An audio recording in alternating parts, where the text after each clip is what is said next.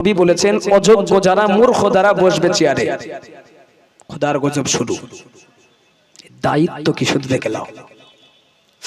সাহাবী ওমর রাদিয়াল্লাহু আনহু মদিনার রাষ্ট্রপতি হওয়ার পরে, মদিনার খলিফা হওয়ার পরে সাহাবী ওমর রাদিয়াল্লাহু আনহু কোনদিন আরামের বিছানায় ঘুমাতেন না গো।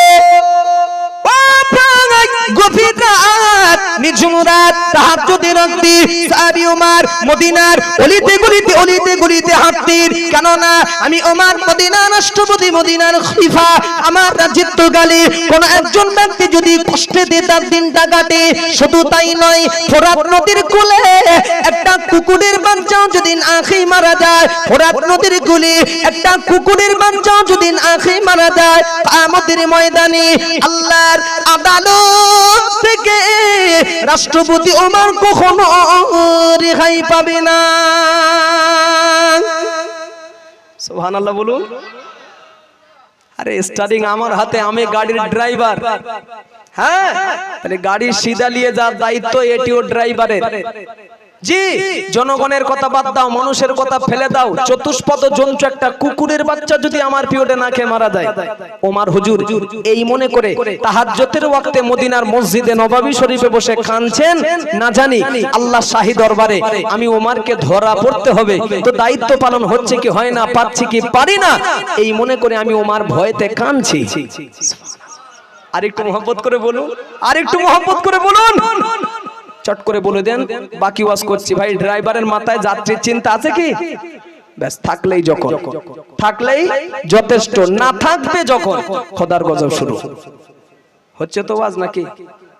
হ্যাঁ হচ্ছে, কেন হবে না? থাকবে যখন অসুবিধা নেই, না থাকবে যখন আসমান থেকে গজব। যতদিন, আমি শর্টে বলছি শোনেন, আমি যতদিন ওমর হুজুর রাষ্ট্রপতির আসনে ছিলেন, আরামের বিছানা কি ওমর হুজুর জানতেন না?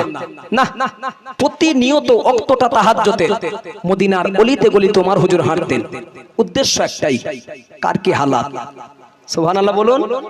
কার কি সমস্যা, কে কোন মুসিবতে দেখার পরে রাষ্ট্রপতি ওমর রাস্তায় নেমে পড়তেন একা। কোনো বডিগার্ড নেই, পুলিশ প্রশাসন নেই, কোনো দেহরক্ষী নেই, কেউ নেই। রাষ্ট্রপতি ওমর রাস্তায় একা নেমে গিয়ে হাঁটতেন জনগণের হালাতটা দেখার তরে। আচ্ছা, রাষ্ট্রপতির ভয় টয় লাগে না? উফ, আমার কথাটা বুঝে নে তারপরে বলেন। আমি বলেছি রাষ্ট্রপতির ইতিহাস শোনাচ্ছি, কোনো বডিগার্ড নেই, পুলিশ প্রশাসন নেই, তার পাহারাদার কেউ নেই। তাহলে তাহাজ্জুদের ওয়াক্তে মানে গভীর রাতে একাদে রাস্তায় নেমে জনগণের হালাতটা দেখার তরে হাঁটছেন, রাষ্ট্রপতির ভয়টাই লাগে না? কেন? পাশে আসে কেউ নেই। বাহ, এইটাই তো শুনতে চাচ্ছি, বলে দিলে তো আগে হয়ে গেল। বলে আল্লাহ আছে, আলহামদুলিল্লাহ, কথাটা সত্য কথা। আল্লাহ আপনার সাথে নেই? আছে, আমার সাথে আছে। রাগ করবে না তো? আমি এত বড় নেতা, আমি দিনের বেলাও রাস্তা চলতে গেলে 6-8টা গার্ড লাগে। আল্লাহ আমার সাথেও আছে। হাসি, বিশ্বাস করুন ভাবি, হাসবো না কাঁদবো যদি বলেন কেন? আরে তুমি মানুষের সেবায় পড়ে থাকবে, জনকল্যাণের কাজ করবে, তোমার আবার বডিগার্ড কিসের? বলো, তোমার পাহারাদার কিসের? তুমি যেখানেই যাবে সেখানকার মানুষ তোমার পাহারাদার হয়ে যাবে। কথা ঠিক কি না?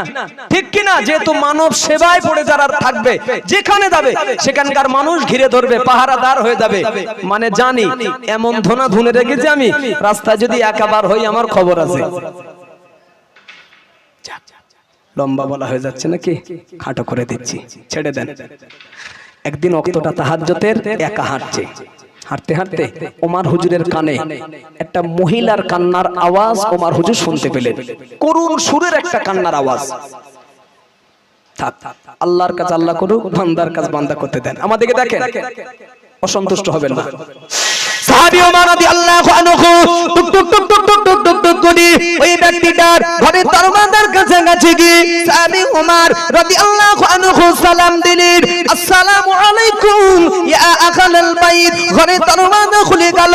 সাহাবী ওমর রাদিয়াল্লাহু আনহু লক্ষ্য করে দেখছে ওই ঘরের ভিতর থেকে সালামের জবাব ভেসে একটা পুরুষ মানুষের কণ্ঠস্বর। কান্নার আওয়াজ এসছে, মহিলার করুণ সুরের কান্নার আওয়াজ। ঘরের সামনে গিয়ে সালাম দিয়েছেন, উত্তর এসছে একজন পুরুষ মানুষ, বেটা ছেলে। সাহাবী ওমর রাদিয়াল্লাহু তাআলা আনহু ওই পুরুষ ব্যক্তিটিকে লক্ষ্য করে বলেছিলেন, ও ভাই, এই গভীর রজনীতে তোমার বাড়িতে কেন কান্নার আওয়াজ পাওয়া যায়? মদিনার ওই পুরুষ ব্যক্তিটি বলেছিলেন, আপনি কি, আপনাকে তো চিনি না জানি না। সাহাবী ওমর বললেন, আমার সম্পর্কে তোমার পরিচয় নেওয়া লাগবে না। ও ভাই, এই গভীর রজনীতে যদি তোমার মানে কোনো বিপদ ঘটে যায়, বিপদের কথা কি বলা যাবে না। ওই সময়ে পুরুষ ব্যক্তিটি কাঁদতে কাঁদতে কাঁদতে কাঁদতে বলেছিল, কি বলবো দুঃখের কথা, কি বলবো ব্যথার কথা। আল্লাহ পাক আমার বিবির গর্ভে আল্লাহ একটা সোনার মানিক দান করেছে গো, বিবির গর্ভে আল্লাহ পাক একটা বাচ্চা দান করেছে। বিবি আমার এই গভীর রজনীতে তার প্রসব যন্ত্রণা শুরু হয়ে গিয়েছে, আমি নিরুপায় হয়ে গিয়েছি। স্বামী হিসাবে কোথায় নিয়ে যাই, কি ব্যবস্থা করি, আমি কোনো ব্যবস্থা করতে না পারায় বিবি আমার এই গভীর রজনীতে প্রসব যন্ত্রণা সহ্য করতে না পেরে ঘরের কিনারে দাঁড়িয়ে দাঁড়িয়ে দাঁড়িয়ে দাঁড়িয়ে কাঁদে।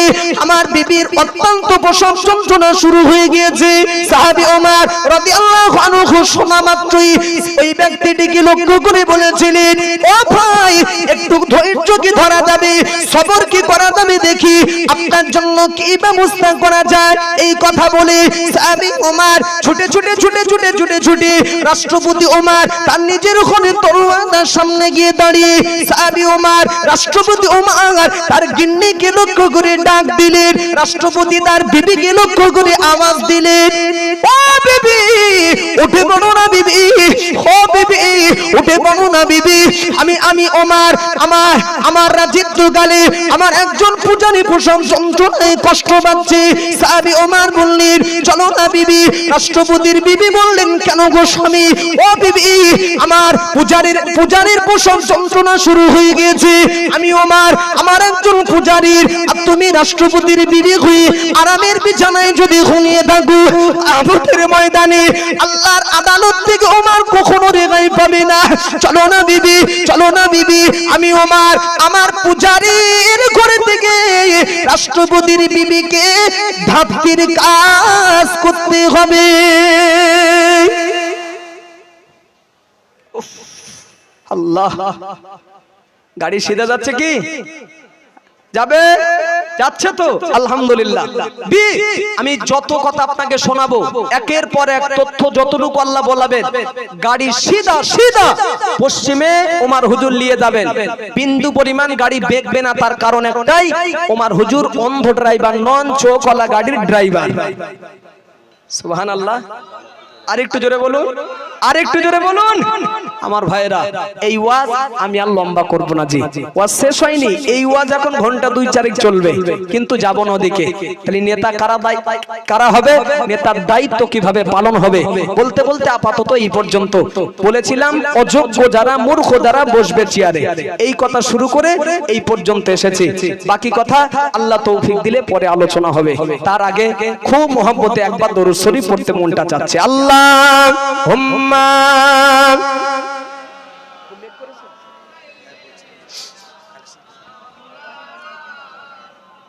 খুব মহব্বতে ওয়ালা আলি।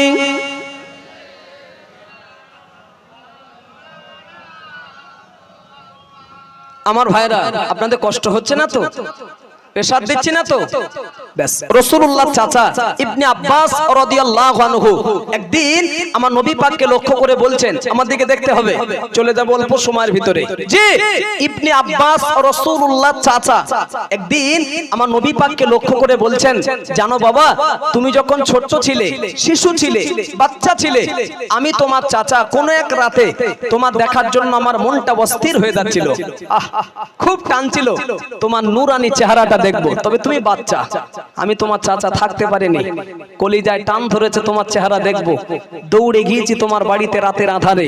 যে রাত্রেবেলা গিয়েছিলাম, রাতটা ছিল জ্যোৎস্নার রাত, পরিষ্কার দেখা যাচ্ছিল, লাইট ছাড়া। জি, ওই রাতে গিয়েছি, গিয়ে দেখছি বাবা তুমি দোলনায় শুয়ে আছো।